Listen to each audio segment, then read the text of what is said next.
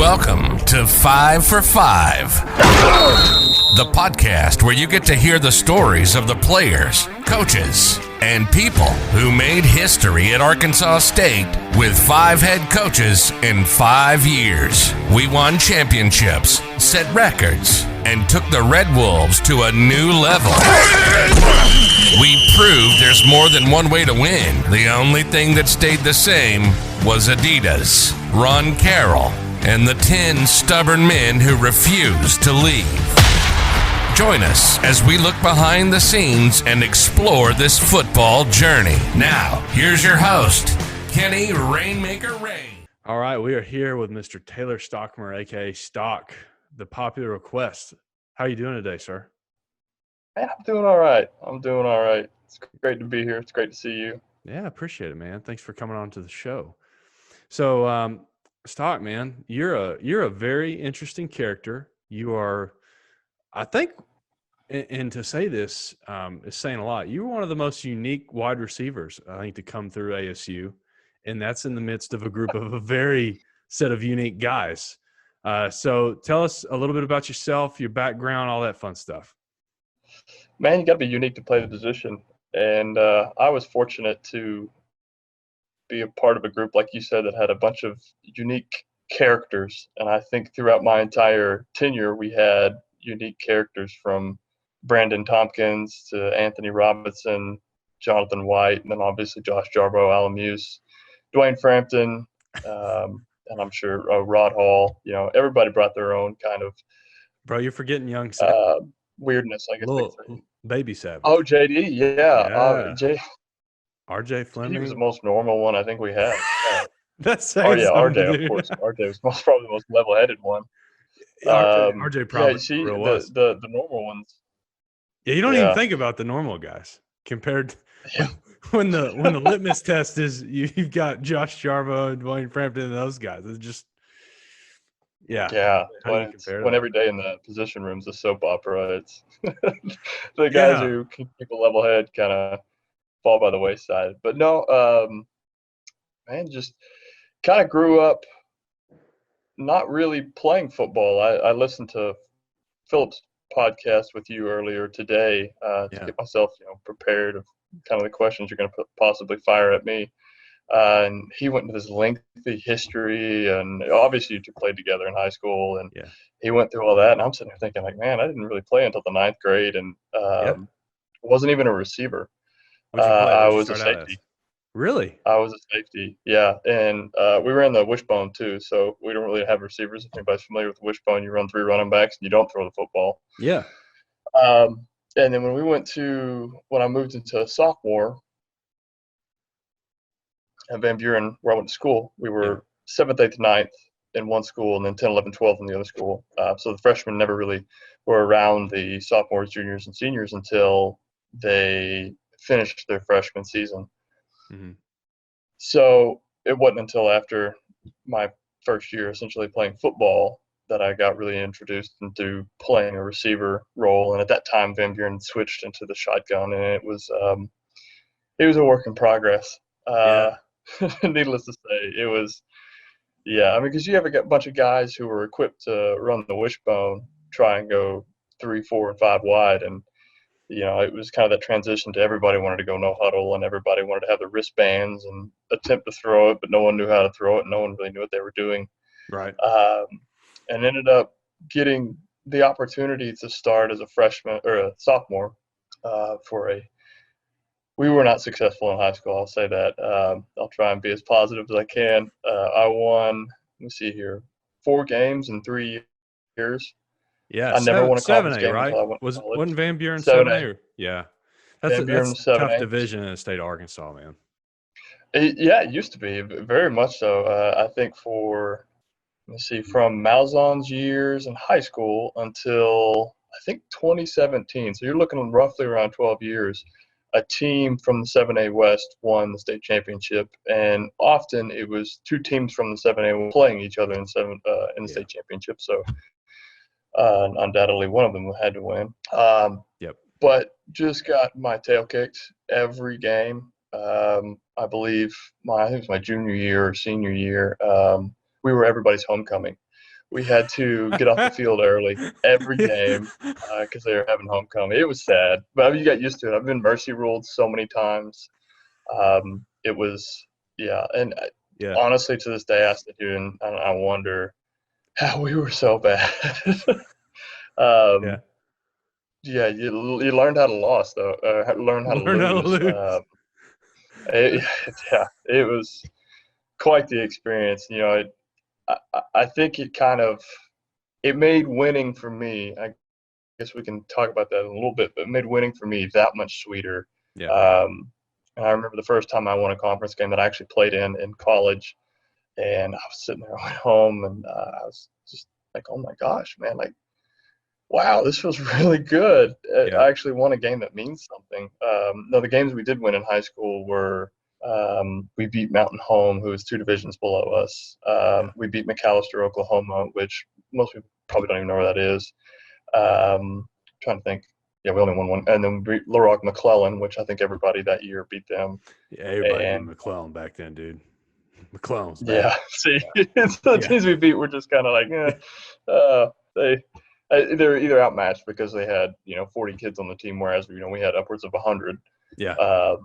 So at some point we got to win something. Blind squirrel finds a nut. But there you go. yeah, so kind of I was able to excel. I didn't know what the heck I was doing. I think a little bit of it is genetics. My father was a running back that played for Baylor. Came out of Alma, Arkansas. Wow. And he was fairly athletic, and so I have a lot of his athletic genes. And so when I went out, playing receiver, for the most part, I was just more athletic than everybody. I was probably one of the worst skilled people on the field, but I was faster, and that really helps in high school football when you can line up across somebody and just outrun them. And I had a really good quarterback who was able to throw the ball, and half the time I just ran under it and amassed a decent amount of yards, enough to where it garnered the attention of David Gunn and Steve Roberts, who were kind enough to offer me a scholarship my junior year. Right. And I do not believe that. I think my first offer was from Kansas with Mangino, which was, I had high aspirations after that because I really wanted to play in the Big 12.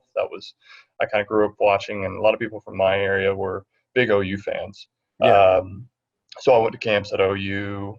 I went to camps at Kansas State, Oklahoma State. Went on a visit to Texas Tech. That's kind of where I wanted to play, because Baylor was in the Big 12, and I really didn't have probably shouldn't say this out loud, but I didn't have a lot of ties athletically to the University of Arkansas outside of a cousin playing baseball for the University of Arkansas. Right. So just kind of wanted to go there.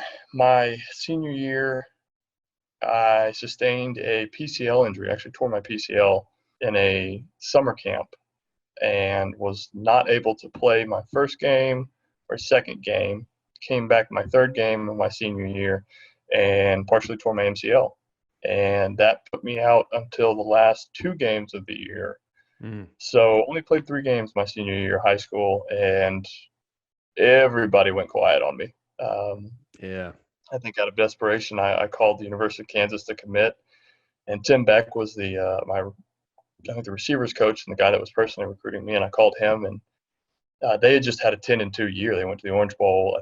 I think they beat Virginia Tech, or they lost to Virginia Tech, or they played in the Orange Bowl. Wow. And I called Tim Beck, and he said, I'm the running backs coach in Nebraska, which should have been foresight for what was to happen a couple years later for us. But everybody I called was gone, and I was just kind of, something about that doesn't seem right.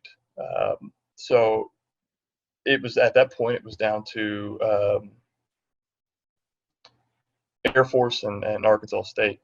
I had communications with Ole Miss, where I was fortunate enough to meet Hugh Freeze and John Thompson. They were both at Ole Miss back whenever you were being recruited? They were. Wow. And I remember I went to a visit where Ole Miss played Arkansas. Yeah. And I was standing on the sidelines talking to Ed Orgeron, which that man is intense. Can speak Yeah. from personal experience. Yeah. Not long after that, none of them were employed at Ole Miss anymore. They didn't have the season I don't think that Ole Miss expected them to have. Yep. So one way or another, I don't want to say I found myself at Arkansas State because I definitely chose Arkansas State, but and feel like I made the right choice, as Philip alluded to earlier. Ended up at Arkansas State that way, and I have a unique football path because at the time I signed to play football at Arkansas State, I had really, if you want to credit seasons to somebody, I played my 9th grade, my 10th grade, my 11th grade year. I never really, I amassed some stats my senior year because when I came in the game, they tried to throw it to me as much as possible. But I played 3 games and we lost them all. So it wasn't like I made an impact. That's a rough senior year, dude. Yeah, I just want to say really we're like really blood brothers though. So we both have ulcerative colitis. We both have blown PCL and MCL. Yeah. So I mean, we're bonded for life now. Yeah, that's true. That is true. Yeah. So you end up at Arkansas State, and so it's 2008. You get to A State, and man, what was your welcome to college football moment? It's funny listening to Philip because he explained, kind of what it was going against some players that, everybody's a top dog in high school, and you go to college, and there are people there who are significantly more experienced and, much larger than you are. I can specifically relate it to one instance, and it's funny Philip mentioned this gentleman as well, former teammate of ours. I remember walking in the locker room and seeing Alex Carrington when he had his dreads, which made him seem like he was like 7 feet tall, and like off Alien versus Predator, huh? Right, and he was 300 pounds, and he had a 6-pack, and like he's to the point. You look at him, you're like, I don't even know what position this guy plays. I mean, he looks like he could play tight end. He looks like he could play defensive line. He may be a linebacker. I don't know, and that's scary because he was that athletic and that massive, and just a heck of a player too. One of the nicest guys you'll ever meet too. He's I don't want to call him a gentle giant because several times I saw he was not gentle. But to opposing quarterbacks, there's an awesome picture if you Google where he played in the All-Star game, and he's in the middle of hitting Tim Tebow while he's throwing. There's nothing gentle about his playmaking abilities. But seeing that was just – seeing him, I was just astounded. I was like, whoa. Definitely didn't see that in 7A West football. No. And, obviously played in the NFL for years. So he was a specimen and quite the guys. But I think really my first time being leveled by a cornerback, we had a guy named Dominique Williams. We called him Freak. I don't know if you were ever there when Freak was there. But Freak was such an athlete. They called him Freak for a reason. And he came to the line one time to jam me. And I'd been, I had a couple of days of practice underneath my belt. Still was as green as ever. And I knew he was about to jam me. And I moved my stance accordingly. I had my hands ready in case he was going to throw, push his hands to get his hands on my chest. I was going to try and swat them away. Yeah. And at the snap of the ball, he hit me with one arm. Mind you, at this point, I'm about 6'4", about 210 pounds. Freak was probably 5'10", 5'11", roughly around 100, 185. With one hand, hit me right in the chest and put me on my back, and then stood there and laughed at me. And I felt like I got hit by a bullet. I was like, what in the world just happened? And, of course, I was ridiculed and filmed the next day. Oh, yeah. And I knew to watch out for Freak from that on because, I mean, he was so nonchalant in everything he did until the ball was snapped, and then he was a heck of a playmaker. I think he ended up picking off Alabama later that year and taking it back about 30 yards until he got tackled by Julio Jones. But he was a heck of a player. But those are probably my 2 instances of, this game's a little bit different. Yeah. Yeah, because, I mean, you came to ASU, though. I know you had the knee injuries because, like, you're 6'4", big dude, big frame. But then you're also like 4.29 40, right? What was your No, 40? I What I was your was fast. best one? Is that just urban The legend? fastest one was a low 4.4. I was always kind Low of a 4.4. quick. I don't want to say quick. I was a very fast guy. I was never a You were quick guy. fast. Very straight line Yeah. speed guy. Yeah. Very Very, much so. I mean, you could leave just about anybody. yeah, deceptively deceptive. 'Cause I'm very Yeah. long and lanky, long strider, so a very straight line guy. But if you weren't paying attention, I could get behind you. Yeah. Yeah, definitely, man. So you've got your freshman year, you end up redshirting, right? Redshirting. They redshirted, I believe, everybody but two individuals. Who didn't get redshirted out of your group? You I believe it remember? was Graham Bates and Greg McCall Big were the Sweat. two that Big Sweat, yeah. Yeah. And I had a unique redshirt experience that I'm not sure how I feel about this, but looking back now, but as everybody was redshirted, and I'm assuming people have talked about being redshirted on here, but Mm. you're the guinea pigs for a year. You lift the weights every day. You're a practice dummy. Um, you get beat on for a year, and it's mentally exhausting, emotionally It's exhausting, and tough. physically exhausting because you don't get to play. Yeah. And I had a coddled experience. I'll say, I was kept in meetings. I was kept in travel meetings. Really? So I was in the game plans every week. I didn't lift weights every day. I just lifted with the team or the travel team. Um, and then randomly on a Friday, I would probably go in with the red shirts. Yeah. But I went through walkthroughs. I ended up not traveling to conference games, but I traveled to every non-conference game and went through games every week. I still probably should ask Tyler Siskey why that happened. Yeah. But yeah, so I had a really unique redshirt experience. It was they coddled me for a little bit. That's probably what made me so soft. But they Yeah. they I so I got really lucky, and I didn't have to go through that grueling, intense process. I definitely did not share your experience. I did not get coddled whatsoever. I was thrown to the wolves, man. But it made me a lot better. And talked with Darius Dunaway in our interview yesterday about it, and just how much better that made us as players. You know, getting to go against, Mhm. like, he was going against Derek Newton every day. I was going against, DeMario, against Brandon Joyner, against guys like that. Tim Starson, some studs every day, and that made me a lot better. But so, a little funny, quick story about redshirt groups in general. So, my junior year under Coach Harson, there was the Brick Squad. Okay. And so they had this really cool t-shirt. They got swag that we didn't even get as guys that were starting and travelers. And then the year before that, you had the War Dogs with Coach Russell and Coach Malzahn. If you remember War Mhm. Dogs, they had the cool shirts. And Yep. I don't remember if they had some under Freeze, but we did in 2010. We were the Slap Dicks. So Did Coach RC name that one? Coach RC Yeah, called us the definitely an Slap RC Dicks, name right man. there. Definitely an Yeah. RC. Yeah. So yeah, that was our group. At some point, that'd be a hilarious shirt to have. Probably completely inappropriate to wear. I'm actually in honor of you. I'm wearing my Relentless shirt under There you Malzahn. go. Yeah, I There you thought go. about. Do you remember the fist shirt?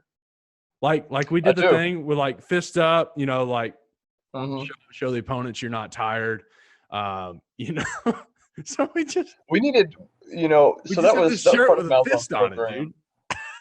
Yeah, that was part of Malzahn's program, getting Yeah. a new shirt every week. Dude, that was such a We big needed deal. somebody.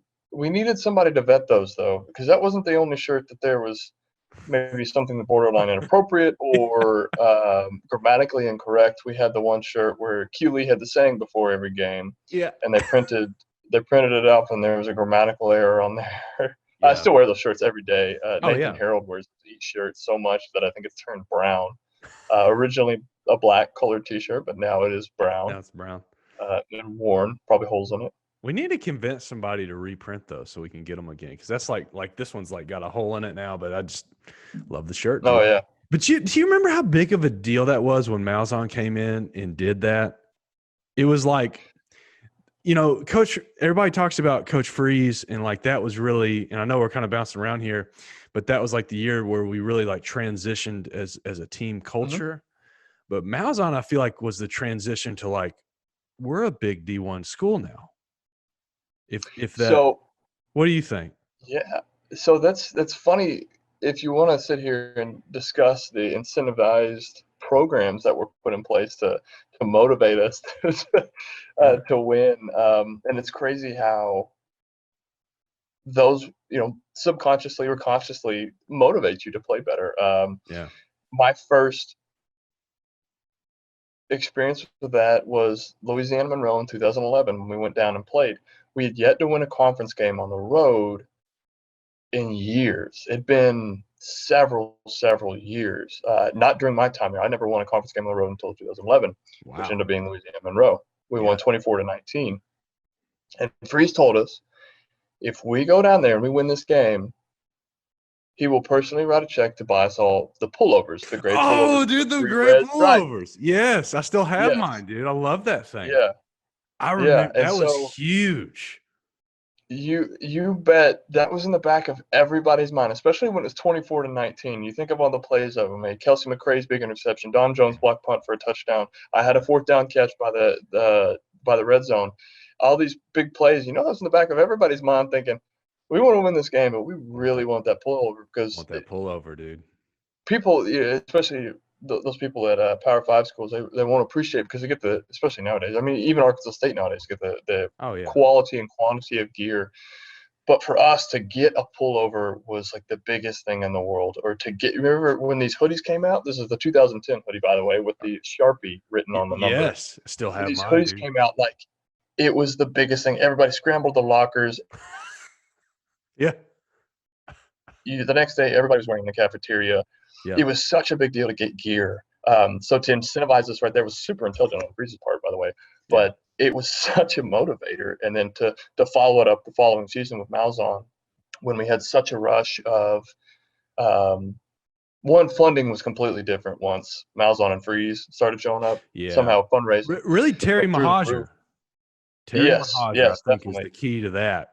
But yes, game changer, The dude. weekly shirts Yeah. and the cool travel gear and the fact that we got to pick some stuff at that point, and it went from having cotton t-shirts and one pair of socks to now we've got dry fit stuff and cool gloves with red wolves in the middle and Didn't have multiple pair of Sharpies anymore gloves. for our numbers on Didn't have stuff. Sharpie written on our Yeah, it was hoodies, like even though I heat wear this hoodie more pressed. than other ones. Yeah. Yeah. This is actually the hat we got for winning the Sun Belt Conference in 2011. Yeah. The I know, day we man. beat Troy, they handed these hats out. Yeah. That was man, that was a big deal. So yeah, let's talk about that. I do want to talk to you about one game, and it's the Lafayette game 2010 when you like get I died. you have to get put on an IV. Tell that story. Oh man. Because they're dropping like I flies, actually right? I told the story about a day or two ago. So this still haunts me to this day.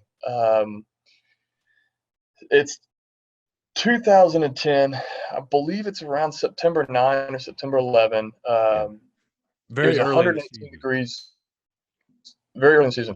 118 degrees on the field, a 2 p.m. kickoff. I was told after this game, and I don't know if this is still true, but they do not play early games in Lafayette because of this game.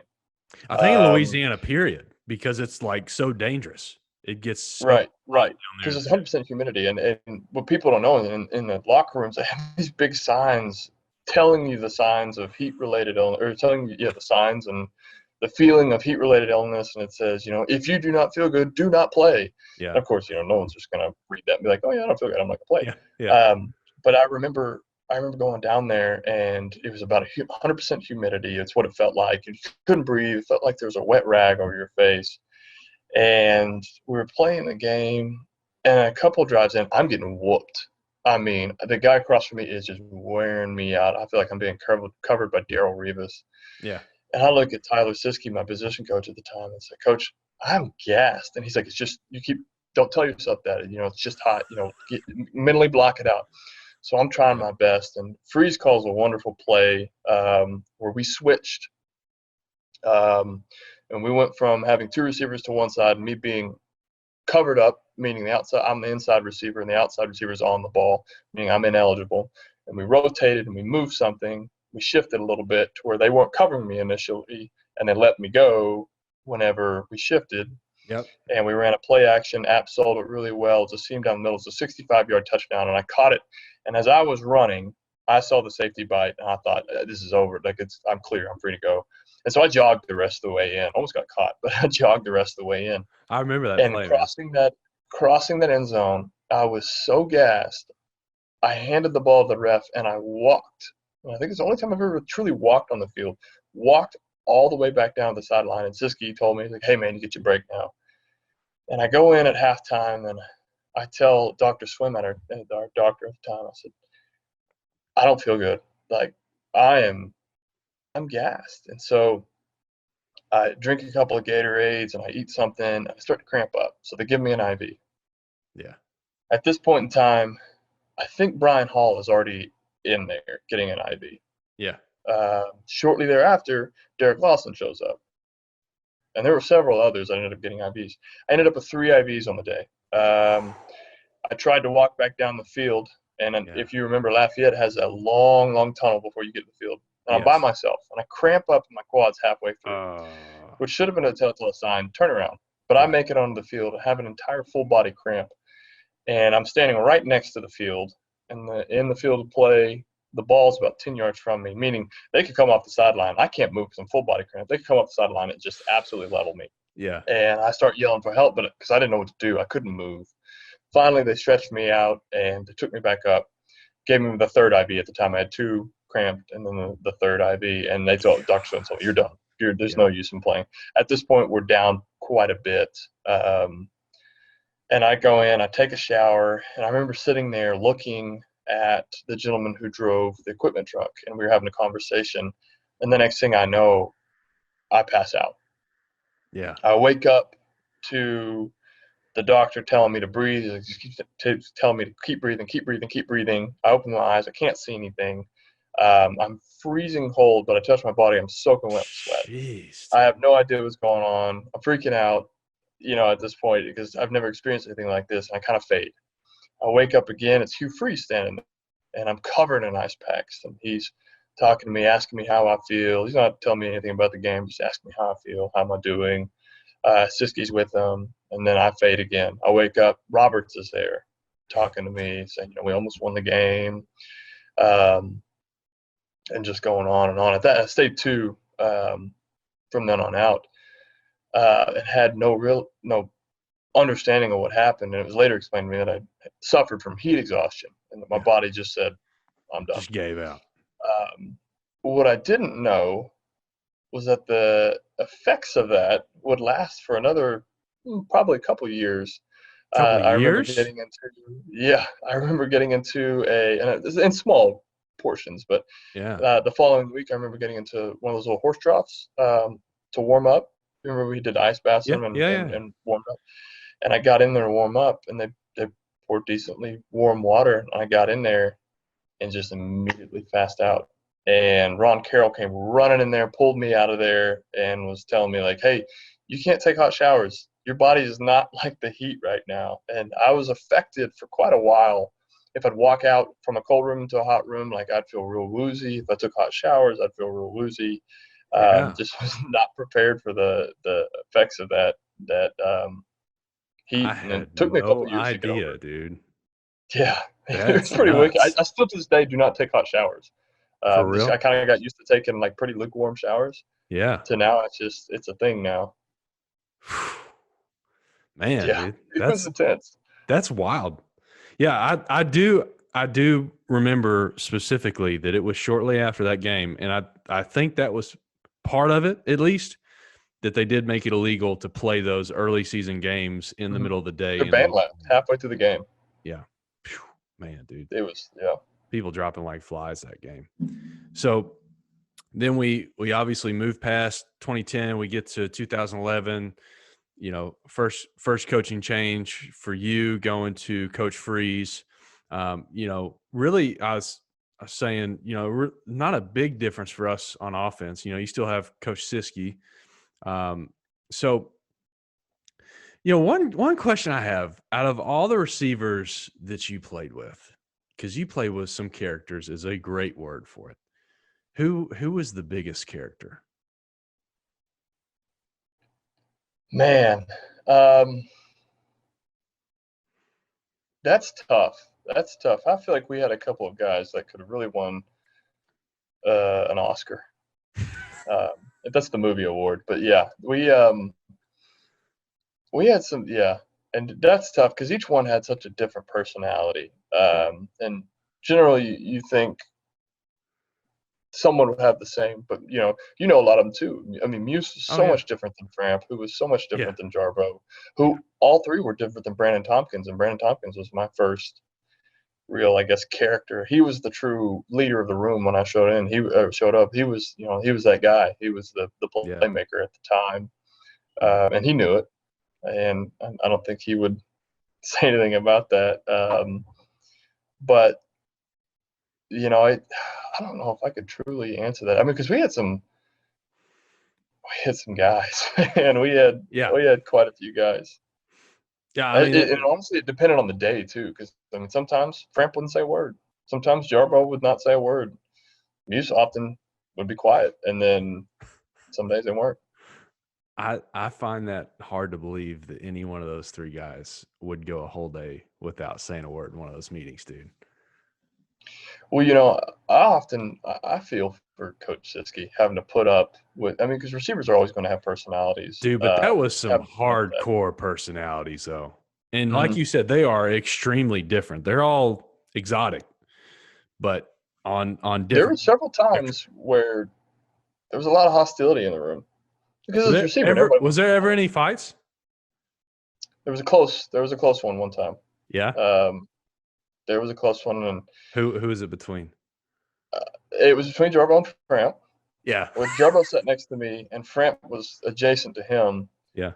And if I recall correctly, I remember they started going at each other, and Siski started to break it up. But when they stood up, I think he kind of started looking towards me and Muse to kind of like, we're gonna all stop this together.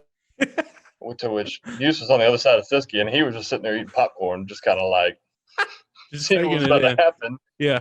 And everybody else was trying to like diffuse the situation because tempers were flaring, and it's a receiver room. Everybody wants the ball, and Yeah. if he has 10 catches, well, I want 11 type deal. Typical. You'll have that everywhere. Oh yeah. Yeah. But I don't know. I guess in a way, do you feel like you kind of got to be like that to be a good receiver? Because you really weren't like that. I mean, you also were You call me significantly a bad receiver. No, no, but you were Man. like you were really chill though. I mean, seriously, I can't think of a time that you ever just got like livid about something. Like you were just pretty calm, cool, collected. I can tell the one time that ever happened to me was in spring practice with Malzahn, but All right, dude, you we gotta didn't tell talk that. about that. No, you gotta tell that, dude, because I So, can't remember yeah, it. So maybe you jog my memory. if you remember Malzahn's spring practices, You remember when Jarbo was a they purple people eater in a little yeah, the orange eater, orange eater? He had the stand on the sideline, and I will give props to Jarbo. When he was kicked off the team, Yeah. I didn't know this until afterwards, after Casey Woods, who was my position coach my senior year, told me.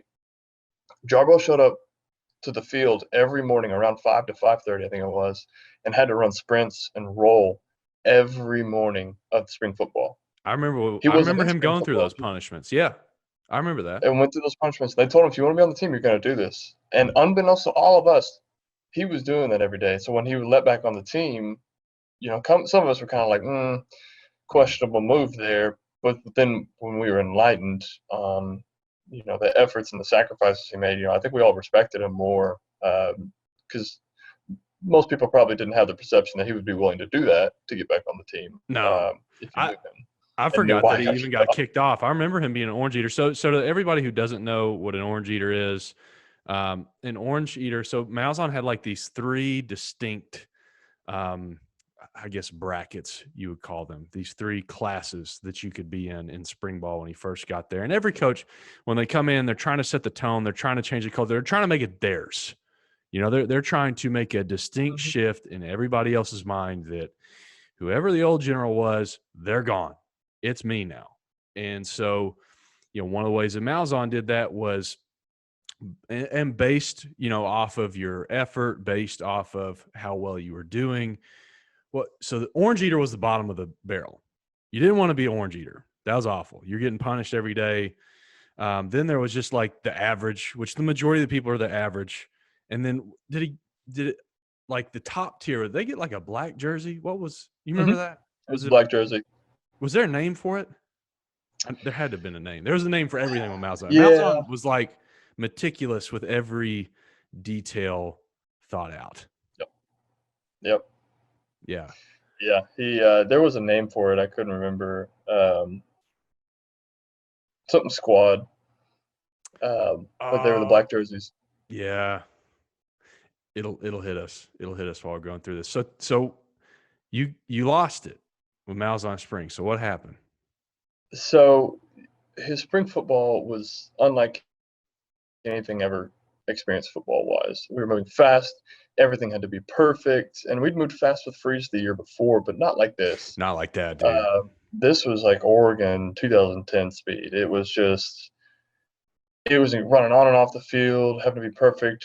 We had a conditioning drill with the receivers, which to me makes no sense. The whole practice was conditioning. Yeah. And this is about 3/4 the way through our spring schedule. And it might have been 7-on-7. And we're running some pass routes, and I ran a dig. And I was going against Terrius Triplett, whom I respect probably more than anybody else I faced at ASU. He always had my number, and I hated it. Yeah. He always had my number. I usually could figure out what was going to get past some of our DBs, and he just always ate my lunch. And I ran a dig one time, and I think I got a pretty good shot on him when I separated at the top. And I think we were both tired. And, you know, when you're tired and it's hot and you're practicing at 5:30 every morning, you know, which is different. Most people don't do that. Yeah. You become mentally weak. And I caught the pass. And as I was starting to turn up field, we weren't tackling, but he just went and two hands just shoved me. Yeah. Just like shoved me on the ground. And I remember this now, dude. I remember this. And I turned around, I chunked the ball at him, and then we met and we started swinging. By that time, everybody had. I remember Nathan Harold was right in the middle of us, and when I started realizing and counting that there were more black jerseys, which the defense wore, than white jerseys, I was like, I can't punch people either because I use my hands to catch the ball. So I'm sitting there thinking, this is a bad idea. This was a terrible idea. And Malzahn lost his mind on us. For the remainder of the period, I was on the sideline doing up downs, becoming even more exhausted than I already was. Yeah. It was. Yeah. The one time I lost it, though. I do remember you throwing the ball at Tripp. And then everybody just, Yeah. Fights are very common in practice in college football. Very much so. Yeah. And that's not really, I don't know if the average fan really knows that, but that's like, I remember, man, Alan Wright's one of my best friends, and dude, Alan would get in a fight every day, like specifically Harson's year. So after you left, him and Ryan Crothers would get in a fight every day. Like Alan, oh, dude, he gets smoked every time. I mean, just it wasn't even a fight, but like, I don't know. Alan was just trying to like prove a street cred, man. And I mean, he would get in fights with Chris Stone, Ryan Crothers, anybody, didn't matter. Like Allen was going to get in a fight. I remember him and Tyler Grieve, the very last play of our whole career, wanted to get in a fight at Toledo. It's just, Which, Yeah. you've got these testosterone-filled guys. You're putting them in really stressful situations. You're making them knock the crap out of each other every day. Yep. Like you can't, and like you said, like what Tripp had your number. Like there's somebody on every team that is like your kryptonite, and it can be a scout team guy that doesn't even play, but they go against you so much that they know Mhm. what you do. Yeah. And I think we all at some point had somebody like that Oh, was yeah. born to us.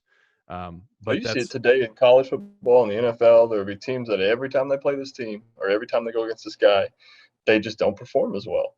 Yeah. And it's kind of Ole Miss Hugh Freeze. Somehow Hugh Freeze figured out how to give Nick Saban fits. yes.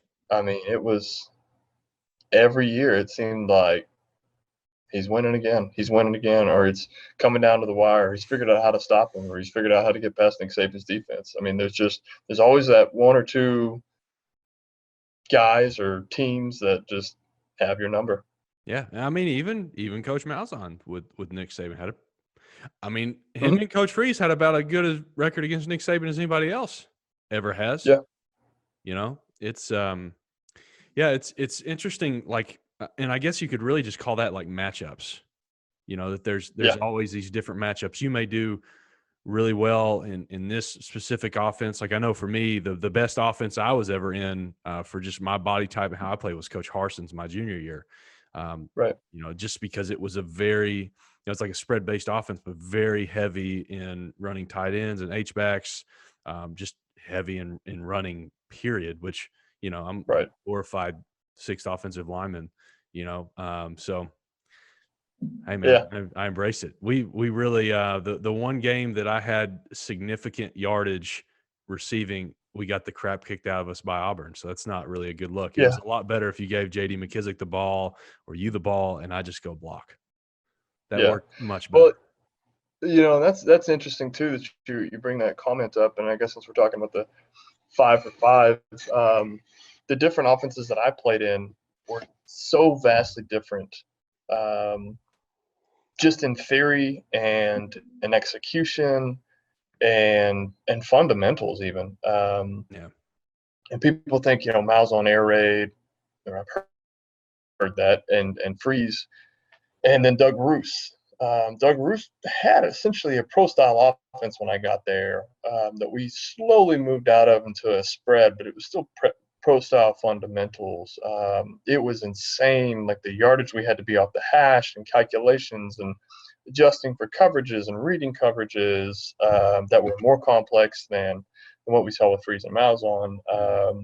Reading down linemen as a receiver or having certain depths and certain steps, which was pretty common, but to the intricacies of this pro style offense. And then our plays were about NFL paragraphs long. It was just, play after play. And if you gave me a few seconds, I could sit there and rattle off a play that, you just sit there and think, what? I got one. I'm gonna trigger you right now. We're gonna see how well Coach Malzahn did in brainwashing us. 45-yard line, right hash. What am I thinking? Bama home run. No, bro, Wildcat RP. Dude. So hold on. 40 to, I can tell you this, going in 40 to 45, 3rd and 2 or less, he's going to call on the right hash is Bama home run. Wildcat RP is a special too, but I think he calls that a little bit further back, maybe 45 to 50 to own 45.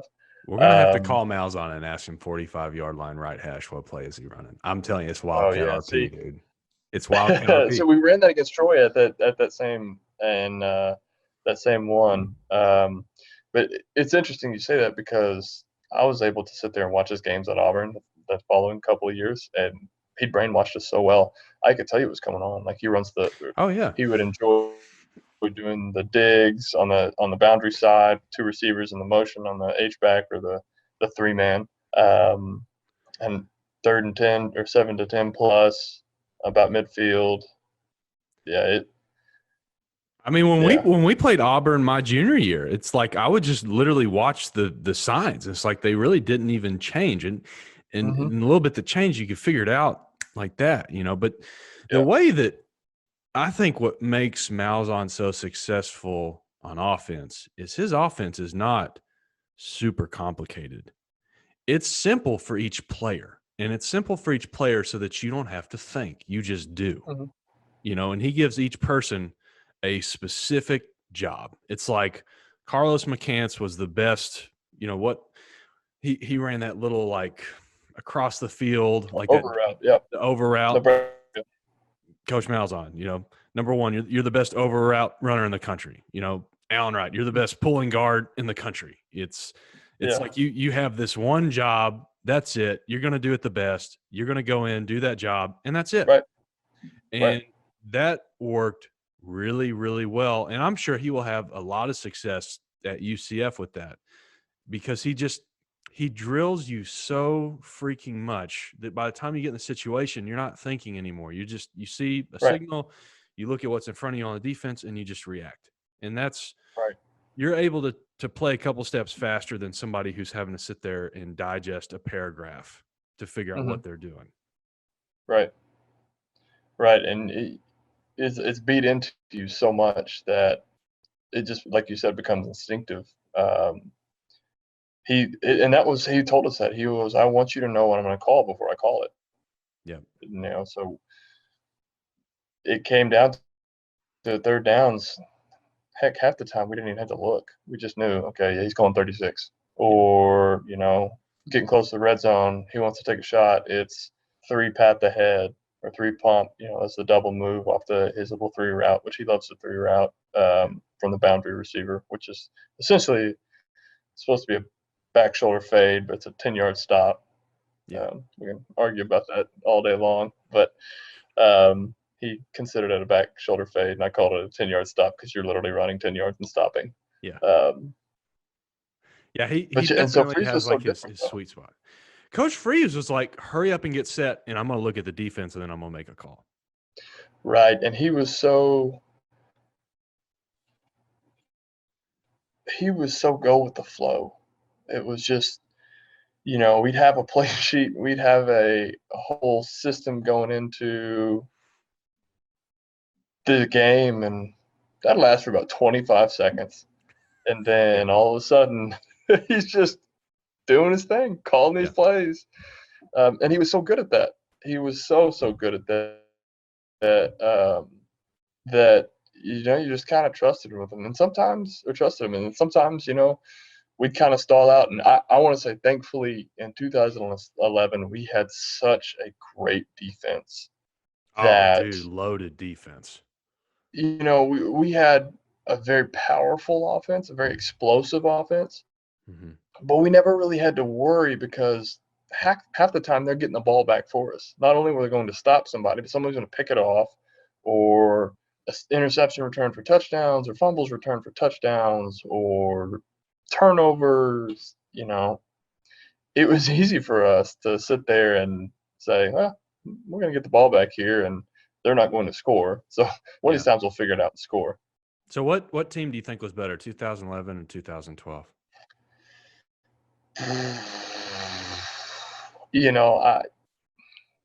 My gut reaction says 2011. Really? Just because I think when we were at our most powerful is when we had me, Muse, Jarbo, and Framp on the field, 2 outside receivers being Jarbo and Muse, and me and Framp on the inside. It was just hard to cover us. That's a lot of talent at receiver, dude. That's a lot. That's loaded. We had 3 guys that were 6'3", 215 and up, because Muse was bigger, and they're all really decently fast. Jarbo and I were very fast. Yeah. And then Framp was extremely quick. It would just be hard to cover us all consistently. Now, not sure why we never did that the whole time, but it would just be hard to cover us. And so I think in a game, if I were game planning, I would do that and just say, hey, that 2012 defense wasn't nearly as good as – it was very, very, very good, but it was not nearly as good as the 2011 defense. And I think we'd give them a run for their money, 2011 over 12. 12 was just a different animal. We were significantly better at running the football, and more strategic in our game plan and more explosive. But 12 by the end, though, we were just such a well-oiled machine. Mm-hmm. I mean, dude, it was just like, we ended that season with the longest winning streak of anybody in college football. Wow. So, yeah, Did because not know that. I'm pretty sure that's the year that Alabama lost in the national championship because it was us and them. We beat Kent State, and I'm sure somebody will fact check me on this, but I'm pretty sure that because we won, I think, 8 games straight. Yeah, that was Because we lost to West Kentucky, and then after that, it was just we were off to the races. Yeah, that was a rough game. That to your comment, we were just such a well-oiled machine. We'd figured it out, and it kind of seemed as if we figured it out about halfway through the season, a little after Florida International. Because you think about receivers though that year. Okay, you do lose JD was there, but you got JD. Yeah, JD was there. Baby, JD you have like Baby Savage and Big Savage. Yeah, I mean JD was, dude. Yeah, JD's a freak. And we had Rocky too. Rocky was the receiver or the reverse running machine right there. Averaged 40 yards a carry or something ridiculous like that. Yeah, man, that play he had at Lafayette, that home run. You remember whenever we're playing Lafayette your senior year, and Lafayette has that really stupid deal where their coach is pitching the whole everybody's got to hold the rope. Okay. And I remember watching like this YouTube video of them talking about this, and they got this giant rope all around the locker room. And whenever you walked into the stadium, number one, Louisiana Lafayette fans, craziest in the Sun Belt. They're nuts. They'll throw beer at you. They'll cuss at you the whole time. I mean, they're just crazy, dude. They're crazy Cajun people. So somebody has the bright idea to give all these people these little like 6-inch long pieces of rope. And so you've got thousands of fans. It's a packed stadium that game because we're playing on ESPN, ESPN2. And everybody at one point, it was second or third quarter, and they just all chunked their ropes at Malzahn. Start chunking them on the field. Hundreds of ropes just pelting Malzahn onto the field. They get on the loudspeakers, and they're telling all the fans that they're going to get a personal foul if they don't stop throwing these stupid ropes. I mean, dude, that was just Malzahn was so mad. He was losing his mind too. He was losing his freaking mind. Yeah, and then at one point, Jarbo, I don't know who instigated it, but he at least threw something. He threw like a Gatorade in the stands, and they threw a beer back at him. I don't know what order. Have to ask him for clarification at some point. Totally a Jarbo thing there, but. Yeah, man, that Lafayette game was pretty wild. Yeah. That I hated playing down there. It was my least favorite by far. I mean, obviously awful. From the traumatic 2010 experience, and then just hate Lafayette. Period, man. It really doesn't matter where it's at. I mean, that's like ASU's. I think that's our true rival. If we have one, it was. Well, yeah. So I can sit here and count on my hands games that I really am passionate about, and it's almost every time it's Lafayette. 2009, we were making a comeback. Corey Leonard was benched for Ryan Applin, and we were making a comeback. And to this day, Ryan and I still argue about this, but we ran a route, and we were driving down the field to score to go ahead with limited time left, and I ran an out route from the inside receiver slot, and he said I kind of curved or faded at the top, and a guy undercut me and picked it off. He was late. He was 110% late. We'd run the play 2 or 3 times already, so they knew it was coming. That's my argument. 2010 was the traumatic experience where we tried to come back late again. 2011 was when both teams were very, very were undefeated in the Sun Belt. That was a big game. Big game going into that. They had Blaine Gauthier. They had those 2 NFL receivers. It was huge. And then 2012, for me, was a big game. National TV game. It was 3 days before my birthday, and I was going against a cornerback who played in the league for a while, and had an opportunity to catch a touchdown, and I ran a really good route. I was wide open, and it hit me right in the numbers, and it went right through my hands. And I wasn't much of a drop guy later in my career. Early on in high school, I was, but it hit me, and it was devastating because that would have been the touchdown that would, at that point in time, set the record for career record for touchdown receptions. Later on in the game, we ran slip, where you fake the block and run down the sideline. I was free, out through it. It was a good throw, a little bit behind me, but it slipped out of my hands too. Would have been a touchdown. So I dropped 2 touchdown passes that would have set the record on national television, and I was just both in the first half. And I referenced that long tunnel at Lafayette. My position coach, Casey Woods, was in the press box. Yeah. When we were walking up that long tunnel, he met me about halfway and did not get out of my ear until we actually made it into the locker room, which was probably taking about 2 minutes to get into the locker room at that point in time. That's It's quite a long walk.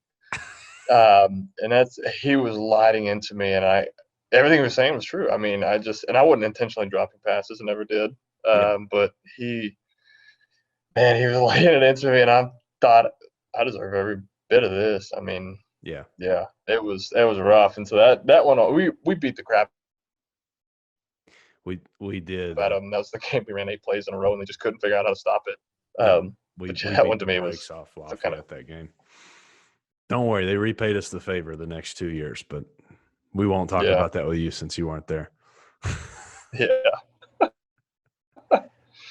So you also go ahead. No. I was just going to say, brother, you also you overcame a lot of adversity. So I want to just ask you, man, what if you really had to just say, man, a life lesson that you learned through football, through college, man, what do you think were some of the biggest things or the biggest thing that you learned just going through all that? That's tough, man. I attribute a lot of the lessons I learned in life through that game. Yeah. Through being at ASU, through the experiences I had. There's the don't give up and the keep fighting, and my football story, if you look at it, collectively as a team, started from the bottom and ended it at the top. And I was very fortunate for that to experience. Like it took 2, 3, 4, 5, 6, 7 years of football to actually win double-digit games, or actually to win more than 4 games. Yeah. And then at the very end, we were really good, and we were really good for 2 years in a row. And to experience all of that, it was great.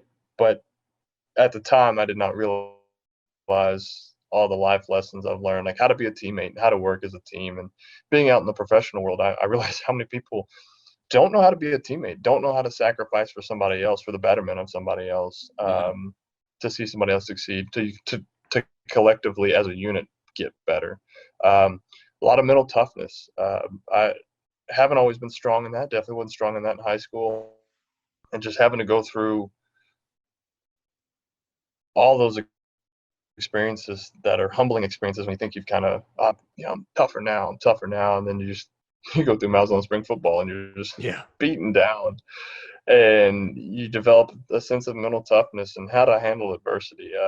That was probably my number one experience that I've gained, that I can kind of go out into the real world and have, when the crap hits the fan, I don't freak out. And that's just from being in those instances where they're highly pressurized moments. And I know it's a game, but it's people's livelihood at the same time. If I would have gone out and consistently performed or underperformed, if we all did as a team, people lose their jobs, people lose their livelihood.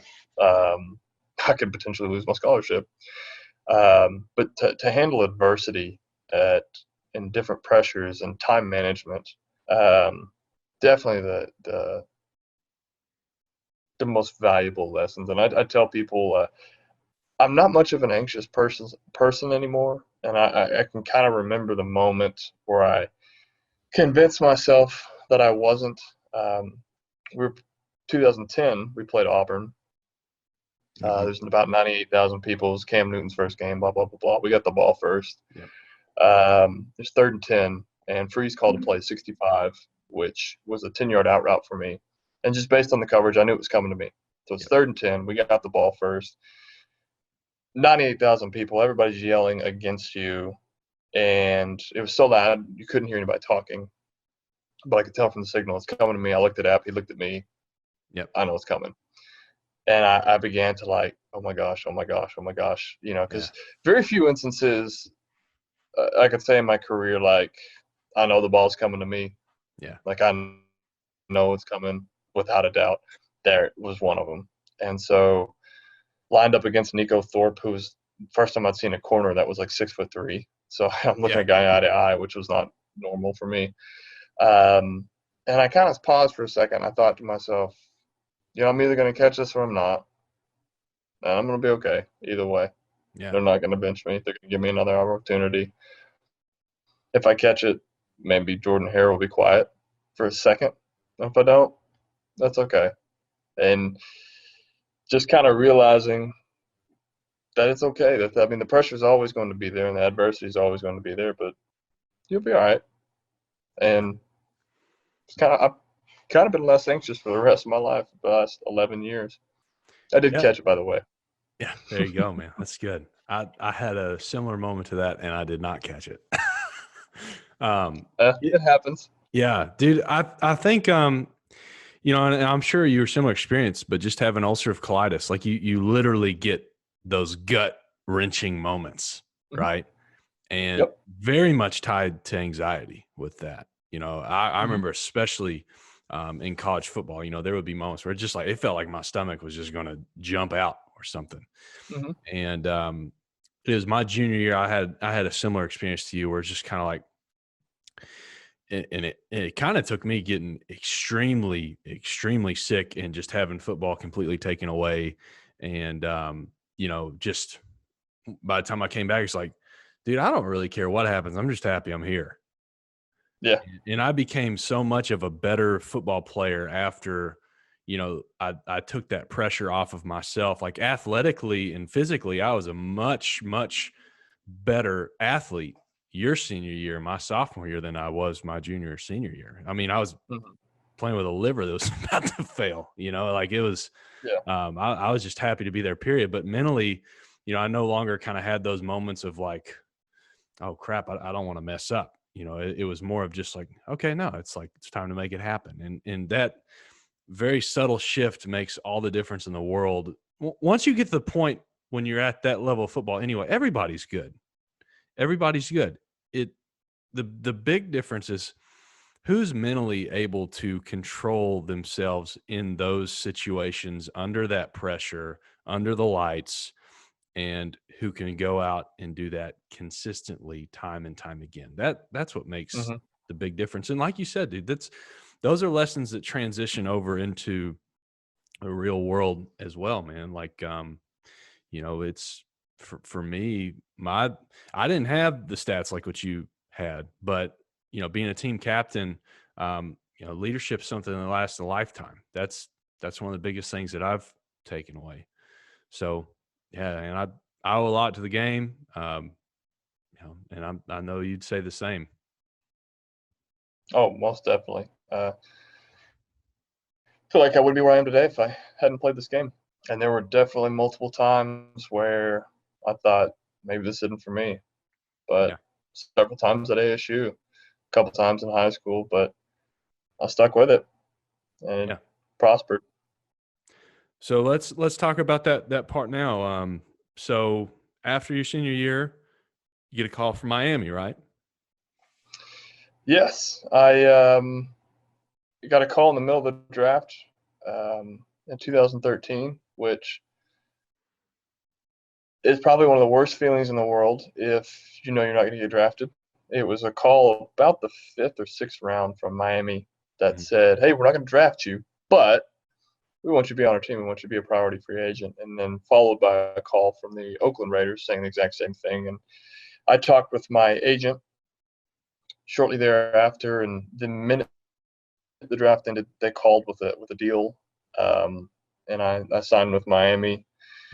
went through camp down there. It was a wonderful experience. Don Jones was with me. Was actually John drafted the Jones. Dolphins that year. Yep. And then Kelsey McRae was actually down there as well. So it was kind of fun to reunite with two former Yeah. teammates. Tyrell Johnson, I believe, had just left. Okay. And I was down there, went through camp a little bit, got injured, came back home once I was injured, rehabbed, and my backup plan was to kind of apply and get into law school, and I'd done that, and I had a couple of calls of potential tryouts with at the time being the St. Louis Rams and potential Dallas Cowboys tryout. No, none of them came to fruition, so I just ended up choosing the route to hang up the cleats and the less painful route and go to law school. More long term, brother. That's how Yeah, I feel engineering, man. It's you can make money for a lot longer with your mind than you can with your body. That's for sure. Well, that's a tough ended up deal. having reconstructive hip surgery about a year later, so it's probably the right Really? choice. Dang. Yeah, I didn't know that. Wow. So you go to law school. How was that? that was gruesome. I worked during the day and Yeah. then went to school at night for 4 years. So from about 8 to 9:30, all Monday through Thursday, I was busy, and then I'd come home, I'd cook, Yeah. and I'd read for the next day of class. And I lived for Fridays where I didn't have class, and I dreaded Sundays where I had to read for class. But it was all What worth law it. school? University of Arkansas Little Rock, Yeah. So UALR but law the school. UALR UALR. Trojan. But I definitely football helped me prepare for that. The time management and just the constantly being busy. It's fun when I talk to people who lived that normal college life, who didn't have the 6 a.m. workouts and the practices and Yeah. the time obligations that we had to live through, and they were able to go play golf, go do the fun things. And I was talking to a fellow associate of mine at my law firm, and I told her, I said, the last time I went to school that wasn't controlled by sports, I was in elementary school. I Yeah. mean, where I didn't have an obligation on top of schoolwork was elementary school. And all the way through undergrad or high school, junior high school, undergrad, grad school, and law school, it was all controlled by a different outside and outstanding obligation, whether it be work or football or sports. Well, there's something to, giving a busy person the stuff to do and they'll get it done versus somebody who has time and they don't Hmm. do it. The more that you put on somebody, for sure for me, just having all of those obligations made me so much more efficient at doing all of those things versus For sure. I don't think that I would have passed engineering school had I not been playing college football. And I was the only one that did engineering and football, but it was because both of those things kept me so tied down and out of extracurricular activities that could have certainly distracted me. Um, that I think that I was able to make it through engineering and even got my master's in engineering management.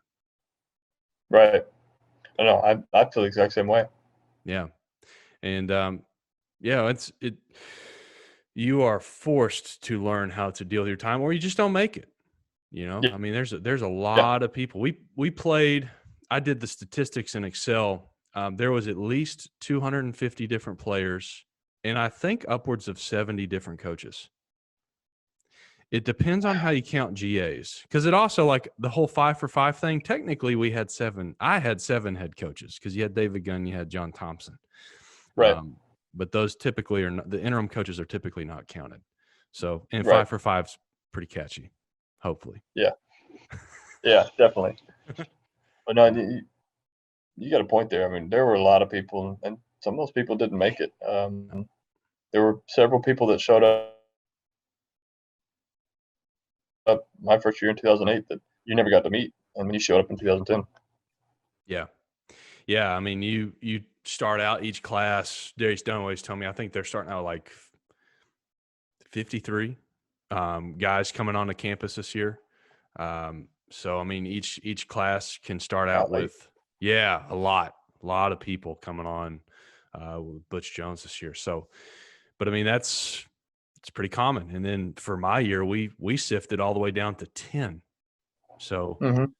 which also to every time you have a coaching transition, there's a few people get kicked off Right. the team. There's a few people get scholarships pulled.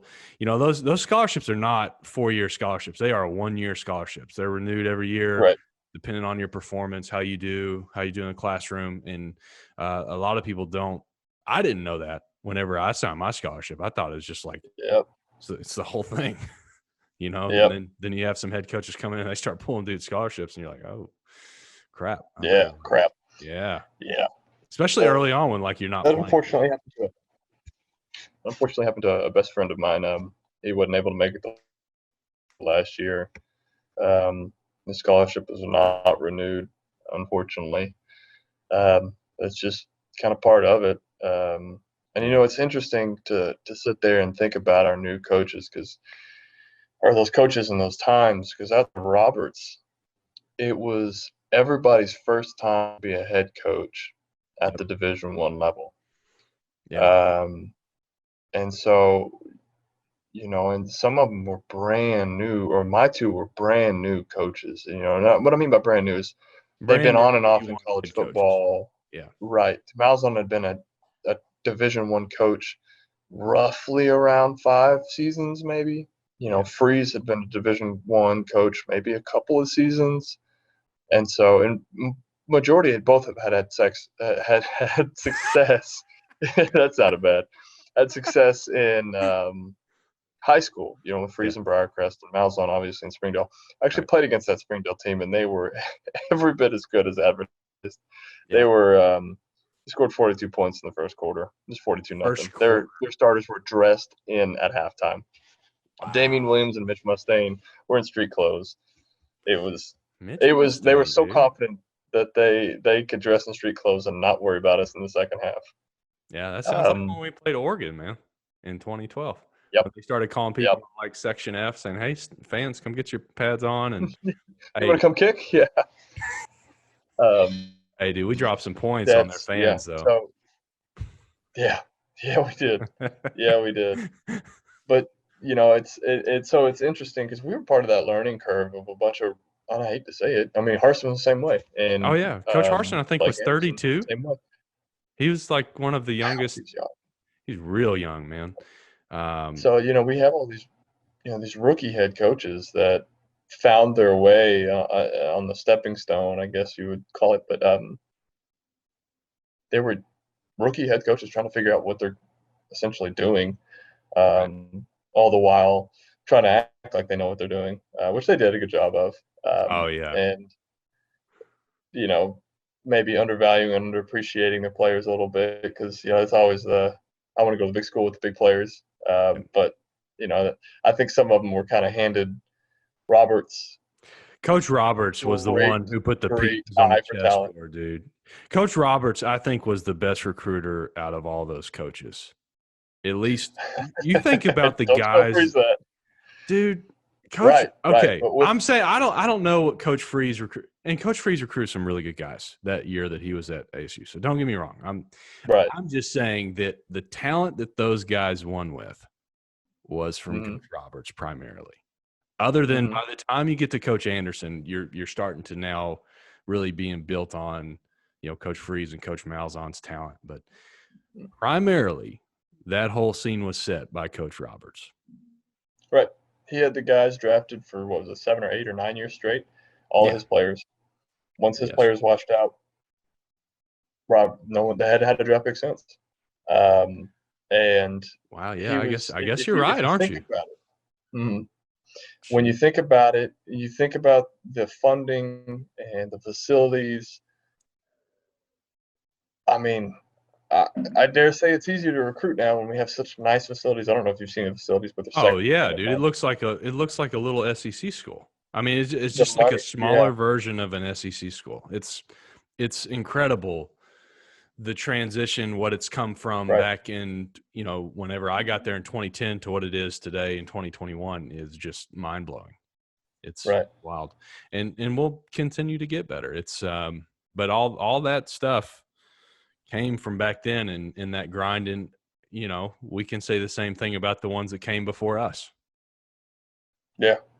Yeah. I mean, if you sit there and you think about the players he found, Tyrell Johnson out of, you know, nowhere, Arkansas. I forget exactly where he's from, but and Ben Owens out of Bearden, these Mm, small places. And Tyrell Johnson, I think, still has the NCAA record for solo tackles in a game. really? And that's and his second round draft pick, Demario Davis, Alex Carrington, Brian Yeah. Hall, MD Jennings, Don Kelsey Jones on a McBrady, VHS tape. Don Jones on a VHS tape. I've heard that his highlight tape came in on a VHS tape. I would not doubt that. I would not doubt that. They didn't have DVD players in Town Creek, Alabama at the time. No, no, dude. They probably didn't have TVs. Yeah. Yeah. So I mean, but if you sit there and you look at the talent and even the guys that should have been or could have been, and I'm not going to mention their names, but and Orrin O'Neal. I mean, just guy after guy after guy. David Johnson. You just have these players who are 2-star recruits, potentially 3 stars, maybe 1 star, maybe no star, and heavy contributors in the NFL.